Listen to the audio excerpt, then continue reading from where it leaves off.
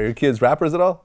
No, hell no. Fuck no. I wouldn't even let them do that. Shit, no. You prohibited them from being rappers. Huh? Yeah, I remember I heard an interview with Scarface. And he was telling me how whack his son was at rapping. Like, he's just terrible, he was saying. Like, that must hurt. But then again, your dad is Scarface. Like, what are you going to say? You're whack too? Like, good luck with that.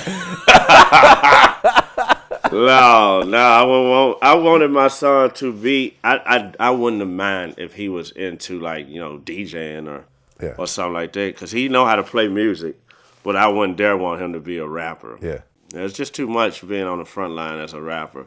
If you could just be a producer and be behind the scenes getting a check, that's the best thing in the world. Well, I'm reading a book recently, and it's the difference between the middle class and the millionaire mindset.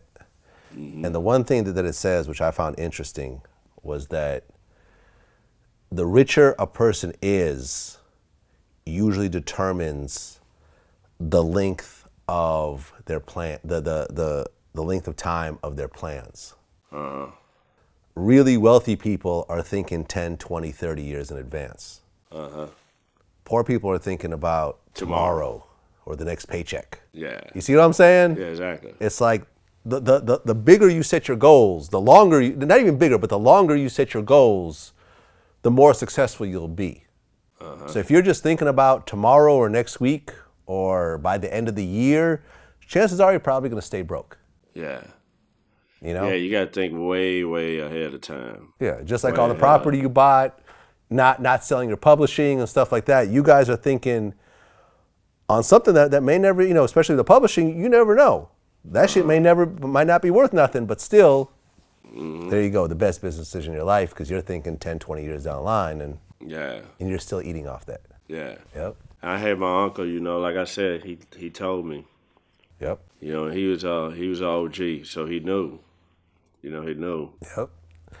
So there was an article that came out in January, said that you're dating Slash's ex-wife, Perla Hudson. Picture y'all two kissing too. That's my friend, man. That's just my friend. I'm friends, huh? I'm single. I ain't dating nobody. Yeah. But that's just my friend. That's my friend. We was dating. You were? Yeah, we was dating. Okay. We was dating. Okay. Yeah. That's my homie now, though. Slash is definitely a legend out there. He sure the hell is. You guys ever met? No, we never met. Never met? No. Okay. I've seen him around, but we never met. Yep. We never met. Okay. I do know all the guys from Kiss, though. Gene Simmons. Actually, Paul and Kiss, I see him all the time. Oh, really? Yeah. Oh, he lives around you? Yeah. Yeah. I see Paul all the time. Yeah, I got a few little people I see in my area, and at the grocery store in Calabasas and stuff like that. Yeah, there's a lot of them out there. Yep. Ray Parker Jr. Yep. So you're single right now? Yeah, I'm single. Were you married at one point? I've never been married. Never been married? Never been married. Okay, is there a reason? I don't know. I should have been married. I just fucked that off. But I should have been married. But no, I've never been married. No. Just haven't found the right person, you think? Or no, I definitely found the right person. Probably a couple of times. I just fucked it up. How'd you fuck it up? Just young, stupid. Young, stupid. We all did that. You go back and be like, damn, that's the one I should have fucking married. Why the hell didn't I do that? Yeah? Do you see yourself getting married at this point? One day maybe. Yeah? I don't know. I just don't think that, this is the thing about marriage. I think if I ever get married, and I would probably try to do it some other kind of way. Like I probably would make up my own kind of marriage. I had this conversation once. I would try to do it without a contract probably, because it's just like the things with contracts is like you learn this from being in a group or being in business. If you ever had a business partner or whatever. When you have a contract between anybody, it puts a certain kind of strain, like a certain kind of weirdness in the relationship, whether y'all on good terms or not. Mm-hmm. Well, obviously if y'all are not on good terms, that's the worst. But is so if you got a contract between you and another guy or whatever, think how that contract would be if it's somebody who you actually fucking, actually having sex with. So more emotion, more love is involved in it, and it tends to make it harder than it probably really should be, because now you contractually feel that you have to do something,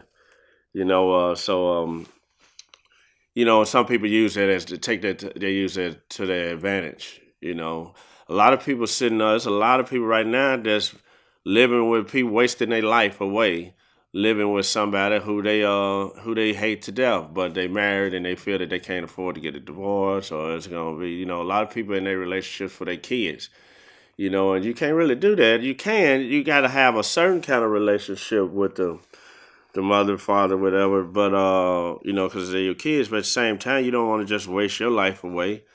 They're young. They got their whole life ahead of them. You don't. People sitting up here like 40s, 50s, like, I'm going to just go and ride it out. I hate her, she hate me, vice versa. But, it's probably somebody out there that you could live the rest of your life with, and that's probably the person who God put out here for you. Yeah, I mean, there was a story we reported on that in, Prince Harry is getting married to that one American girl, the mixed girl. Yeah, she's from here. Yeah, she's from like Compton, I think. Yeah, she's from Compton. Yeah, and apparently, well, they're saying there's not going to be a prenup, but apparently in England, when you get married, like how in the U.S., if you get married for 5 years and there's no prenup, your wife gets like half of the earnings. If you make more, that is, she gets like half of the earnings for like those, for 5 years. But before that, it's off the table. In the UK, she can get a piece of your entire fortune. You see what I'm saying? And what they were saying is that when Princess Diana got divorced, she essentially bankrupted her husband, because he's the Prince of fucking England. Yeah. Was it Prince Edward? Prince Charles. Thank you. The European guy helps me out here. Yeah. So like, when she divorced Prince Charles, she got $22.5 million in cash, as well as $600,000 a year to maintain her private office. Damn. She wiped him out. Yeah, that's crazy. You know what I'm saying? That's why I think a lot of people were saying that's why, he may have gotten her killed. I don't know if that really happened, but yeah, who knows? But, yeah, man, it's I just don't like the whole contract thing with them. And I'm not saying that I probably would never do it. I just don't plan on it. I don't plan on it. I've had this conversation with some people before, and I don't see the use in it, to be honest. Like a long time ago, I heard Suge Knight say this one thing. He said, what women really want in life is insurance. So if you with a woman, if you're in a relationship with a woman, you tell her, like, at the end of the day, if anything happened with me, I'm gonna make sure you're taken care of. Make sure you're good. And I think, as long as you tell her that and she believe you, she probably got to see it. She probably got to see a will or something. And hope your ass don't turn around and change it. But I think, she'll be cool with that. Not all of them will, obviously, but some of them will. Yeah, I mean, women are naturally looking for stability just because they're the ones who create the children. Yeah. And, usually the ones to raise the children if they're the only parent. If the other parent decides to leave, you rarely see the children going to the man. Yeah. You know what I'm saying? You don't want to do that. Yeah. So just biologically, I think that there are certain things that go into that. Yeah. So yeah, that's why women are more likely to be involved with an unattractive man with money. Whereas you don't see very many men involved with unattractive women with money. Yeah. You do. You got the pimps out there. Yeah, of course.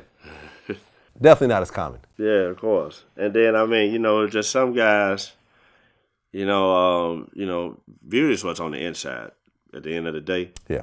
But, a lot of guys, they especially if they got money, you know, they're gonna want to be with, you know, the hottest chick around. Not all of them, but you know, a lot of them. Yeah. Well, at the end of the day, man, what I'm going to say, and I've been through a lot of relationships, is that whoever you settle down with, make sure they're the best partner that you can find. The sex is whatever, it'll come and go. The looks will eventually fade over time. Yeah. But the partnership and the friendship is the most important. And most times, most successful men, you know, you're single, so you're obviously the exception, but most successful men usually have wives or long-term relationships just because of that partnership aspect of it. Yeah, because you want to, like, all the serious relationships that I've been in, I was always, you know, it was always with somebody who almost was like a mother to you in the relationship. Meaning that, you know, somebody that could help, you know, like your ass get sick, she finna fill your ass up with medicine, you know, make sure you're all right, this and that, you know, not, you be like, damn, I don't feel good. She be like, oh, well, shit, I'm finna go to the club. I'll holler at you later on. You be like, what the hell? I just told you I was sick. Well, go give me some medicine. Yeah, so you want it to be a woman that can, that helps you out, you know, that helps you out, like I said, be there for you like almost if it was a mom. Yeah, I mean, the best women I've ever been involved with were the ones that I could run my ideas by. Yeah. And would stop me from doing stupid shit. Yeah, exactly. You know what I'm saying? I was in one of my relationships that I was in with I was in it for a long time, and she tried to talk me out of a lot of stupid shit. A lot of it I still did. One of them I did. I hate it. I did it. You know, she told me don't do it. I should listen. But you know, we don't always listen with men. We always think we know everything. But at the end of the day, women are smarter than men. They are. Women are smarter than men. I agree. Men, we got the muscles, you know, but he didn't give us a brain. I think that it's not like a woman because she have to be smart enough to protect herself against the muscle. You know, every man ain't out here to help all women. You know, there's a lot of guys out here that abuse women, so they got to be able to peep that. You know, I will never forget. Prime example, I'll never forget this guy that was in years and years ago. This guy in Atlanta. He was going to court for whatever, and he like grabbed a gun from the deputy that was walking him in there, and he shot her in the head, and then he shot at the judge or whatever. And he jumped out a window. This happened. Do you remember this happened? No. You'll remember after I tell you this. He jumped out a window. He carjacked somebody, and the police didn't know where the hell he was at. He literally had got away with all this, and you know, and then he kidnapped this. He was a black guy. He kidnapped this white lady, and he took her to his house. I mean, he took her. He went to her house, you know, held her hostage, and she said that she read the Bible to him and talked himself into turning himself in. After he had just did some shit that he know he gonna be in jail for the rest of his life or whatever. And she talked to him into turning herself in. I think she went on and wrote a book, and you know she probably was on Oprah or whatever. But I was like, man, that right there just goes to show you the power of a woman, you know, and her mind, you know. And that's what they get. That's where they can. That's straight strong like that. Yeah, you know, I mean, we always like to say that women are more emotional, and in certain aspects they are, but like. But they're a woman. They're supposed to be. Well, how often do you see a woman get into a fight with another woman and pull out a gun and shoot them? Yeah, they don't do that. You see what I'm saying? Like the male ego is more fragile, I think. Yeah, it is. You know what I'm saying? Yeah. Like, man, like I remember I interviewed Chi Ali. I moved with my daughter's mom to Throgs Neck Projects. That's in the Bronx. We all good. Her brother was actually doing some time on Rikers Island, C-76, like some short time. When he came home, he was staying with us. As much as we tried to keep it friendly, it wasn't, we weren't really friends. Like, we were dealing with each other, but we weren't enemies neither. Let's fast forward to the night, we get into the altercation. My daughter's mom calls me the night at hand, and she's crying. I don't know exactly what happened with him and her, but they got into it over something. Me and him ended up getting on the phone dialoguing. He basically told me like I was dead, and he ended up telling me you could suck my dick. So I see him on Dewey. We exchanged a few words. You know, he's talking some gangster shit. I'm talking some gangster shit. Did he threaten you at that point? It happened so fast. I don't know that he threatened me. You know, he turned around and just was talking shit. Like when I ran up on him, he was like, "What?" Like, "Well, yeah, you know."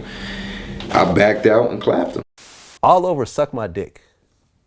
If I had a dollar for every time someone got mad at me and told me to suck his dick, and I was just thought that was like a silly statement, like, "Oh, I'm not gonna suck your dick," like, you know what I mean? Like this is some gay shit. I'm not gonna, like, that to me almost makes the other person sound gay. You know what I mean? Like, I always kind of wondered where that phrase, right? But cool. I know certain people that if you invite a man to their dick, you know, if another man invites them to his dick like that, that's some shit that they would kill over. Mm-hmm. You know what I mean? And you never hear women. I mean, yeah, there's women's prisons, but there are very, you know, the amount of women killers out there, the ones who get into fist fights and all the other shit to protect their over an insult. Small fraction, man. The funny part about women is, women will get mad over some crazy shit. You know, women will get mad if a girl walk in there and got the same purse as her. You know, and after she just told her that she was gonna go get this purse, and then the girl come over, her friend come over there with the purse, she gonna be mad as hell. She ain't gonna shoot her. That's what I'm saying. She gonna be mad. She gonna be mad. They probably gonna break up the group. The group ain't gonna get back together. You know, so it's just, you know, but like you said, yeah, they ain't gonna get that. They ain't gonna go as far as us men will go. That's what I'm saying. We'll go far for nothing. Yeah, for nothing. I when I was a kid, I was at my auntie house, and this dude shot this dude over, shot and killed this dude for I think it was $34 in dice game. Yeah. I was like, damn. I think we all know somebody that has got into some serious shit over, you know, a dice game or a card game or something. There was there's so many people, you know, mess their lives up over that. Just a simple little in the hood dice game, whatever, man. It's crazy. Yeah, man. Men need to grow up. Yeah. Men need to grow up. Women, women they just smarter than us. They need to, you know, and the whole Me Too movement, I'm not, you know, I have certain issues with it, but I think overall it's a good thing. I think the equalization of these things will ultimately bring a big, you know, a positive result, even though a few guys will, you know, be, you know, in some shit over it and get thrown under the bus, you know, in the process of it. But overall, man, women are important. You got to respect women. Yeah, and women do go through a lot. You know, it's hard being a woman. You know, it's hard being a woman out here, you know, because there's a lot of men out here, you know, gonna want them to do certain, you know, do stuff for them to get what, you know, to get whatever they're trying to get, you know. So it's hard for them, man. It's really hard. Yes, sir. Well, DJ Paul, man, always a pleasure. Always, man. Congrats on the Who Run It challenge. Yeah. You know what I'm saying? Some of these songs actually hit Spotify. I've been seeing them pop up. Okay, so you got some checks coming for those. Yeah, I'm gonna have to, man. I've been seeing those pop up. Your legal team will go and issue some statements in case they don't clear them. Sony and all them, they gonna probably be calling them folks. You know, I'm not tripping, but you know they gonna be at their ass. Do people ever license your shit for freestyles? I never heard of that happen. Okay. I never seen that. This would be the first time I would say. Okay, right. Because if you put out a mixtape and you're rapping over other people's beats and that mixtape hits Spotify, then you got to pay up. Yeah, YouTube, all that. Yep. Yeah, because somebody getting checked. Right. That's what it is. DJ Paul. Until next time. All right. Yeah.